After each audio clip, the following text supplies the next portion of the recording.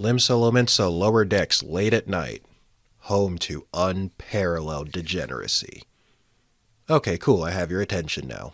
I'm kinda shocked at how hooked I got onto this one since I'm not really an MMO person. Maybe my familiarity with other Final Fantasies helped me warm up to this a bit more, but the only other MMO that I've played for a decent amount of time was Digimon Masters back in middle school. Yeah, those were dark days, but that's another story for another day. Final Fantasy XIV was released in 2010 for PC, and it was not pretty. I haven't played this version myself because it's no longer available, but it was pretty universally disliked, which probably stung when you consider that 11, their previous MMO, had mostly positive reception.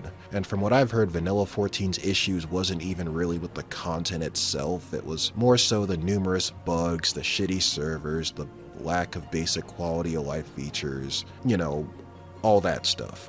Things apparently got so bad that Square Enix had to formally apologize to players, promising changes to the staffing and extending the free trial because at the time the game had only been out for 2 months.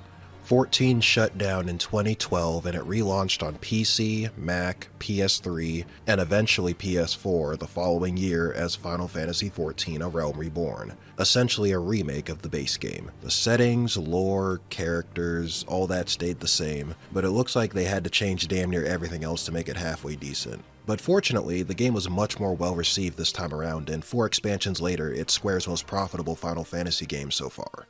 The game takes place on a large set of continents collectively known as Eorzea. Now, time in Eorzea is measured in Umbral eras and Astral eras. Astral eras are generally times of peace where everyone gets along and sings Kumbaya around the bonfire, that stuff, having a grand old time. Astral eras usually end with a calamity or very large conflict which leads into an Umbral era, where people are recovering from said disaster and everything tends to suck. So bad thing happens, Umbral era.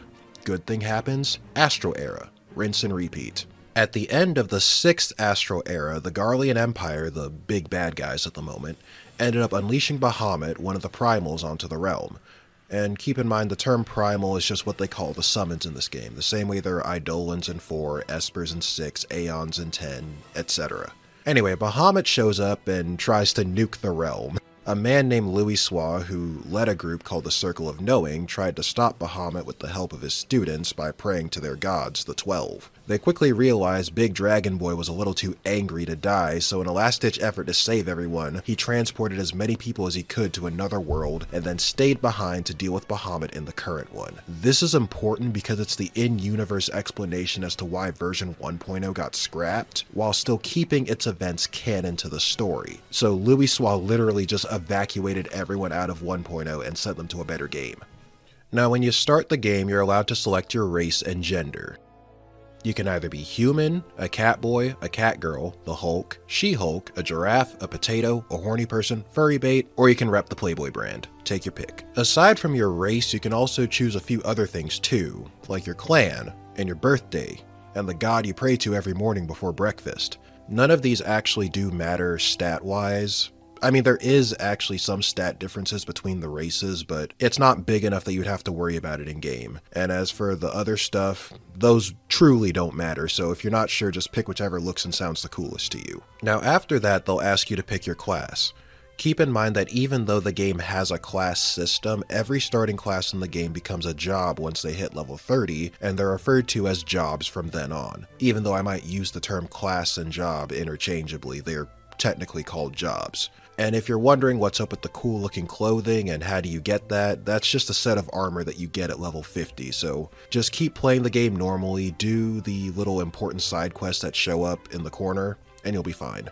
Anyway, A Realm Reborn had 9 jobs with a 10th one added in a later patch, and which class you pick determines where in Eorzea you start the game. So everyone's first few hours playing are going to be a little different until you gain the ability to travel between the city-states, and at that point, the plot will start to converge for everyone. Lancer, Archer, and Conjurer eventually become Dragoon, Bard, and White Mage respectively. Picking any of these 3 as your starting class will put your character in Gridania. This is a forest area where people known as Seed Seers manage relations between normal people and elemental spirits. Their elder Seed Seer, Kani Senna, is the leader of that entire nation. Gladiator, Pugilist, and Thaumaturge eventually become Paladin, Monk, and Black Mage respectively, and picking any of these as your starting class drops you in Ul'dah.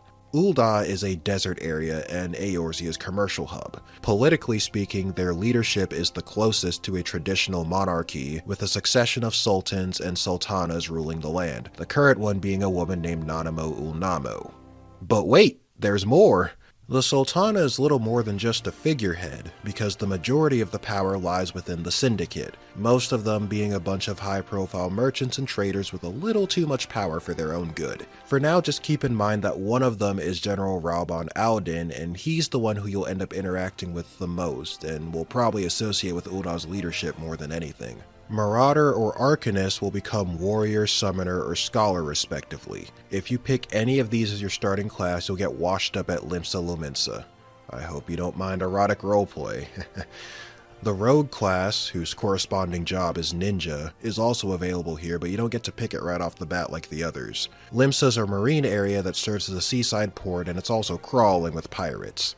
Their Seaborn Empire's current leader is Admiral Merlu Bloshfit. I can't believe I said her name right on the first try. One other thing with regards to the classes, there are 3 combat roles in the game: Tank, Healer, and DPS. I bring this up because the game doesn't explicitly tell you this until it's time for you to do your first dungeon, and more likely than not, you'll probably have gone with the DPS class since they outnumber the tanks and healers by like 50 million to 1. Of the starting classes, 2 of them are tanks, 1's a healer, and the rest are DPS. So I say all of that to say, if you don't care which class you like to play and you're more concerned with queue times, pick a tank or healer, preferably the latter since they queue up almost instantly. And I guess it is understandable why it's like that, because from what I've seen so far, the basics of every role isn't too hard to learn once you've run a few dungeons, but of the 3, DPS probably has the easiest ground floor, if that makes any sense. You got the least amount of responsibility, you just run up to the enemy and hit it until it dies.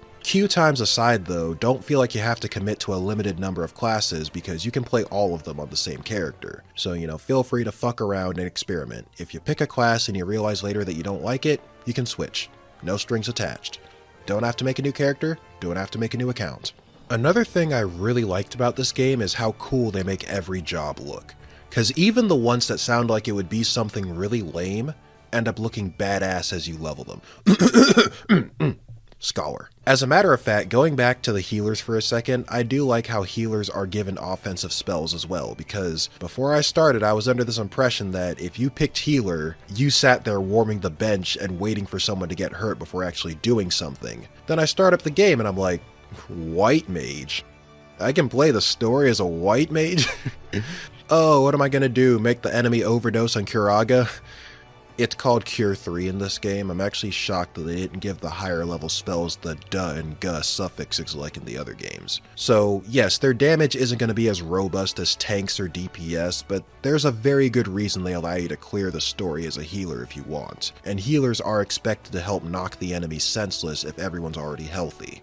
Another positive for this game is the generous free trial. If you're playing for the very first time, they'll let you play through all of A Realm Reborn and the first expansion, Heavensward, for free. There are some restrictions, but the vast majority of the content is available to you, and you're given more than enough to dip your toes in and see if you want to pay for the rest of it. I actually ended up buying the full game while I was still in A Realm Reborn for reasons, but yeah, even the free trial is pretty good. I would say the final big thing that I liked was the gameplay.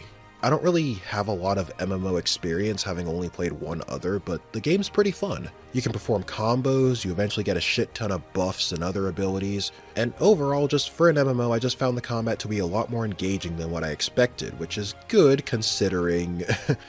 Without getting into spoilers, the story is actually one of the weaker parts of the game in my opinion. They say the expansions are better, and they do a great job of building off of the base game, but I am currently talking about the base game right now, and listen, it can be a snooze fest. From the perspective of someone who's played other Final Fantasies and got into 14 despite it being an MMO and not because of it, I didn't really start caring about the settings and characters until close to the end. And then I was pretty engaged for the patch quests, and by the end of the patch quest lines, I was hooked. It did have a very nice cliffhanger. I think part of the issue as well is the pacing, because the story will hook you with something, but you can kinda sense when the game is about to send you on a tangent. For example, let's say you're about to enter a dangerous dungeon, or you just discovered a primal is about to be summoned or something like that. You and the rest of the cast might need a particular item, device, vehicle, or some kind of MacGuffin to help you with the upcoming battle. You go to an NPC who can provide said item for you, and they go, "Oh, well, normally I'd be able to just give one to you, but a bunch of bandits conveniently stole it and smashed it into pieces," or "I need time to build it," or something. Would you mind spending the next 5 quests or so helping me put it back together? Then you'll be able to advance the plot, I promise. It's like you can feel when the game is about to grab you by the shirt collar and put the narrative on hold, and it can be a bit jarring. And with that being said, I'm going to spend the rest of the video talking about the story itself, so spoiler warning up until the end of A Realm Reborn and its patches. If you're still hanging around at this point, I'm assuming you've either played the game already or you don't care, so let's continue. So after you make your character and pick your class and whatnot, you wake up in a carriage with Luxord over here. Your character's on their way to whichever city-state corresponds to your class. In my case, it was Gridania, because I picked Lancer. I said I didn't really start giving a damn until the end of the game, and I kinda meant it, because you're sorta just running around and helping NPCs with different chores and whatnot. Some have plot relevance later, others don't. I can't think of many noteworthy things that happened until the Empire pulled up with the Ultima weapon. I guess I could describe the basic conflict, though. I had mentioned before that when you start out, Eorzean is currently in its 7th Umbral era, 5 years after the Calamity. Your biggest threat, and the reason things suck so much right now, has to do with the primals and their corresponding beast tribes. The beast tribes are... the name is pretty self-explanatory. They coexist with the other, more human-like races, so to speak, and despite being called beasts, they're just as intelligent as everyone else. So put simply, when it comes to making changes around the place, the beast tribes tend to get shafted most often, and they're viewed as lesser than the other races due to their appearance and religious beliefs. With no one else to turn to, beast tribes often take matters into their own hands and summon the primals they worship to either harass the nearby city-state or as a means of self-defense, and then everyone has to risk their necks trying to stop said primal from tearing the place up. Gridania has to deal with the Ixal and Sylph tribes who worship Garuda and Ramu respectively, though it is worth noting that the Sylphs are a little more docile than the rest of the other beast tribes, and they end up giving you the least amount of trouble in the story. Ul'dah has to deal with the Amalja, I hope I said that right, who worship Ifrit, and Limsa Lominsa has to deal with the Kobolds who worship Titan and the Sahajin who worship Leviathan. Now, the Scions of the 7th Dawn are a group formed after the Calamity, per Louisoix's request. As their main goal is the preservation of Eorzea as a whole, stopping the primals are the issue they're fixated on for the majority of A Realm Reborn. They are, for lack of a better term, the protagonist faction of the game. Your character gets recruited into the group several hours into the story. There are lots of people who work within the group as well as those who technically aren't Scions but aggressively support their work. But as far as the core group is concerned, the ones that actually matter, you have Ida and Papalimo because they come as a package deal, Y'shtola, the Dissidia rep, Thancred, the ladies' man, Urianger, saying this guy's name will never get old, Alphino, who doesn't do shit until late in the story, Elise, who doesn't do shit until even later in the story, and a side quest of all things, Tataru, who works at the desk up front, and their leader, Minfilia, whose only real talent is getting kidnapped at the turn of every corner. And make no mistake, even though you're surrounded by all these great people, you'll still be doing most of the work. Anyway, the primals are but a symptom of the real issue, that being the Ascians, a bunch of bootleg Organization 13 looking guys who have a fetish for causing trouble. They're the ones who taught the beast tribes how to summon primals, and they're instrumental in their goal to resurrect their one true god, whatever the hell that means. Ascians technically don't have a physical form, and they need to possess other people so they can interact with the world around them. If somehow you manage to kill an Ascian, and I'm using air quotes there, they don't actually die. They just get expelled from the person and then they have to find a new host, so yeah, they're also an issue. But the story is pretty simplistic otherwise, with the issue of primals and Ascians being the only pressing matters for the longest time. The Warrior of Light, that's you by the way, is instrumental in defeating the primals because Well, one, you've been blessed by good old Crystal Goddess herself, so you can't beat that, but seriously, since most primals draw strength from how much faith their followers have in them, they can also temper mortals into permanently simping for them, so they'll always have returning customers ready to gather crystals to summon them again. And this tempering also works on people outside of their corresponding beast tribe as well. So yeah, it's pretty dangerous. But luckily you're immune to it, and since there's no cure for tempering, anyone who was unlucky enough to get infected will be executed to reduce the risk of another summoning. Hey, the job description never said you were gonna walk away with clean hands. Anyway, the Amalja summon Ifrit, you beat Ifrit. The Kobold summon Titan, you beat Titan. The Garlean Empire ransacks our base, kills a bunch of people and kidnaps half the Scions, you...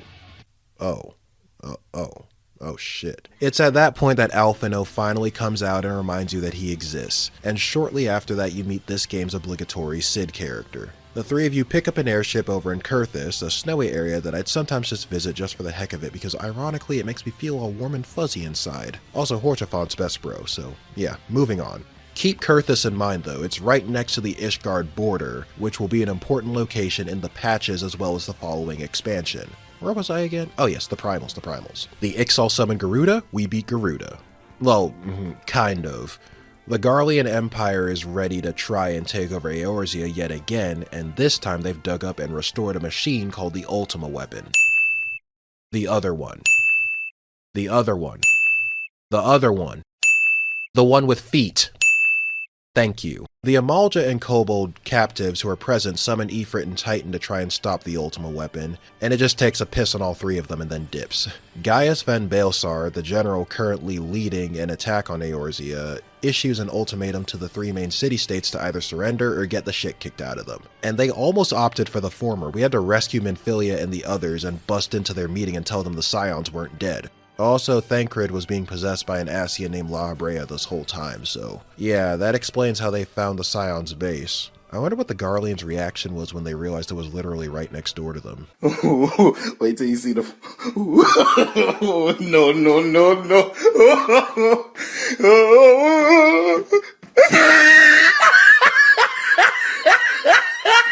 Anyway, everyone agrees that the Ultima Weapon needs to go, and they devise a plan to take out each of the Empire's military bases, bust into the main one where the Ultima Weapon is being held, and scrap the damn thing. And that's exactly how things play out. You defeat each of Gaius' fuck buddies, beat Gaius himself, destroy the Ultima Weapon, enjoy some memes along the way, such devastation, and kick La Habrea out of Thancred's body. And thus is ours a realm reborn!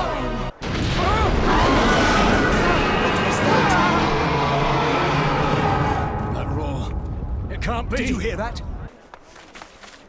Dread tidings, chaos and carnage! It is an abomination! It's 80 patch quests. So yeah, there were a bunch of quests added gradually after the Ultima Weapon incident, and these connect A Realm Reborn to the next expansion. And it almost feels as long as A Realm Reborn itself, if I'm being frank. Seriously, I heard patch quests and I thought maybe there'd be like a few, and then they'd go into the next expansion, but that wasn't the case at all. It also feels a lot less focused than the base game.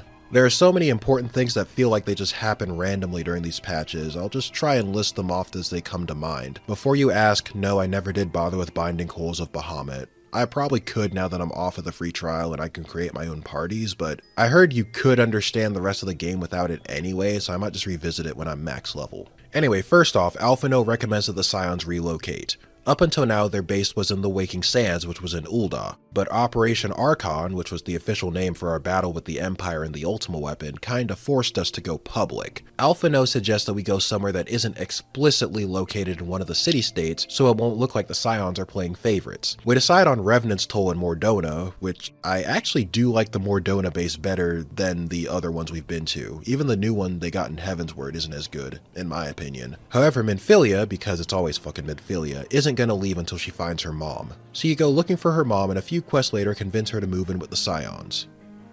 Minfilia is adopted, by the way. Another thing, the primals are back. And now we've got new ones, like Leviathan, and Ramu, and Shiva, and a giant Moogle king. Roll with it.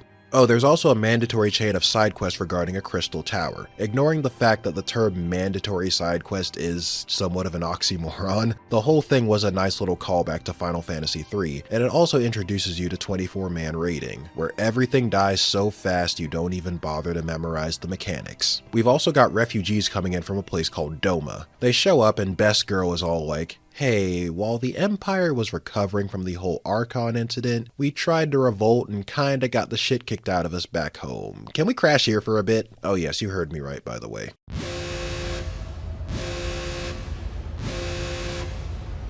We try and ask Ul'dah to accommodate them, and most of the Syndicate was like, nope, you Domans need to go back to where you came from. It is worth noting that one of the Syndicate members, Teledi Adeleji, was very agreeable to the Domans moving in, and even after the rest of the Syndicate walked out, he still said he'd provide them with some supplies to help them out. See, that's what I keep telling y'all, nice people are hard to come by in this game. What a true bro.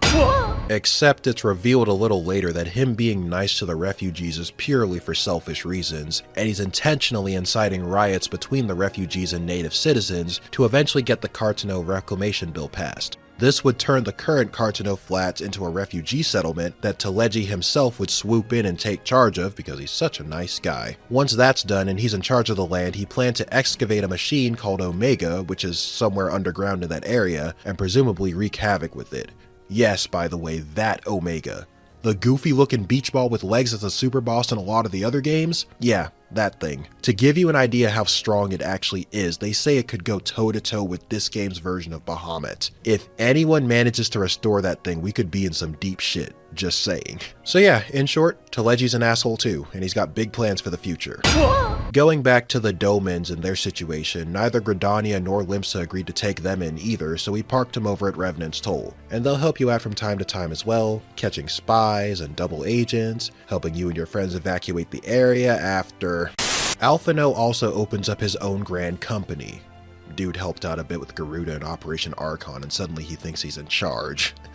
Anyway, grand companies are basically military organizations. Each of the 3 city-states have one. Gridania has the Twin Adders, Limsa has the Maelstrom, and Ul'dah has the Immortal Flames. And Alphino decides to create the Crystal Braves, a bunch of boys in bright blue. Oh, wait a second, hold on.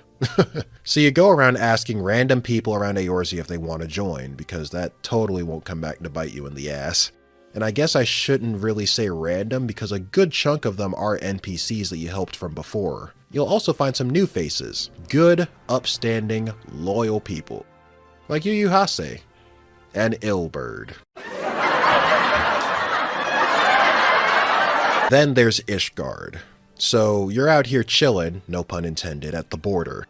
Unfortunately, Ishgard's seen better days. They're led by an archbishop named Thordan, because the church and state are one and the same over there, and they've been at war with the dragons for a long time, and recently they've had an issue with heretic Scalies getting a little too comfortable with those dragons. The heretic group is spearheaded, get it, spearheaded, because Ishgard has lots of dragoons to help kill the dragons, and they use spears. Yeah? Anyone? Okay, yeah, that was a stretch. Anyway, yes, the heretics are led by a woman named Ysael, who also has the ability to use her own body as a vessel to summon Shiva, who, according to Ishgardian history, was the first heretic. Long ago, she tried to make peace between people and dragons. And by make peace, I mean the bitch literally slept with one. I'm not sure how they managed to make that work. I mean, there's a pretty obvious size difference going on there, but hey, who am I to question the fan fiction? So yeah, some interesting stuff. Oh, also another scion named, how do you pronounce this name? What is it? Moon? Is this Moon Breeder? Moon Breeder, I think that's what her name is. But yeah, she comes to visit, and she's gone. At least she taught us how to permanently kill an Ascian, though. So, going back to the whole heretic situation, though, the dragons themselves eventually start coming over, and everyone was all like, nope, sorry, we've got our own shit to deal with. Plus, the Ishgardians didn't help us when we needed them during the Calamity, so why the fuck would we help them now? Karma, bitch. Even though this would end up hurting Eorzea as a whole, because a fallen Ishgard would make it easier for the Empire to gain a stronger foothold when they come back, but hey, what do they care? You're the warrior of light, now clean this shit up. Gridania, Limsa, and Ul'dah do give us a handful of Grand Company soldiers, but most of the work still fell on the Scions and the Crystal Braves. And by Scions and Crystal Braves, I mean me. Because of course it did. Alright, Retainer, Get my job gear. We're going to war. After we confront the dragons and send them packing, Amaric, the current commander of Ishgard's Temple Knights, congratulates us on a job well done, and everyone decides to hold a banquet to celebrate. Because now the leaders of the city-states want to act like they did something. I see how it is.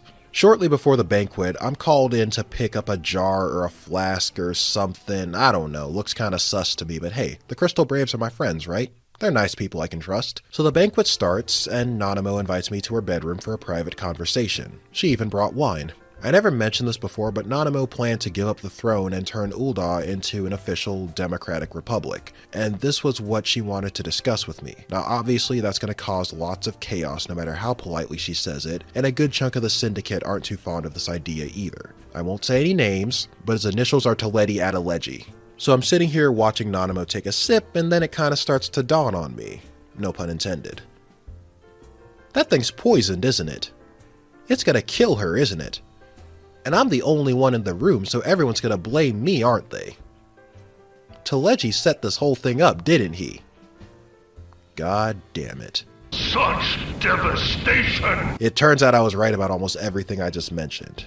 Teleji had Nanamo's assistant poison the wine, and because I was alone in the room with her, it would look like I was the one who did it. Plus, there was the flask from earlier which conveniently contained some of that same poison, by the way. His plan was to frame the Scions for Nanamo's death, which makes a lot of sense. I guess he figured we'd inevitably try and stop him from turning Ul'dah upside down and restoring Omega. That's it, I'm kicking Teleji across the room like a soccer ball. And I'm not saying that because he's an asshole. I'm saying it because he's literally the size of— Oops, thought you was a ball. So the Crystal Braves, as well as Teleji's own Brass Blades, who most of them were secretly working with Teleji to begin with, or they got bribed into it later on, try to capture all the Scions, as well as the few Crystal Braves who were still loyal to us. Among these rogue Crystal Braves were some good upstanding citizens. Remember Yu Yu Hase and Ilberd?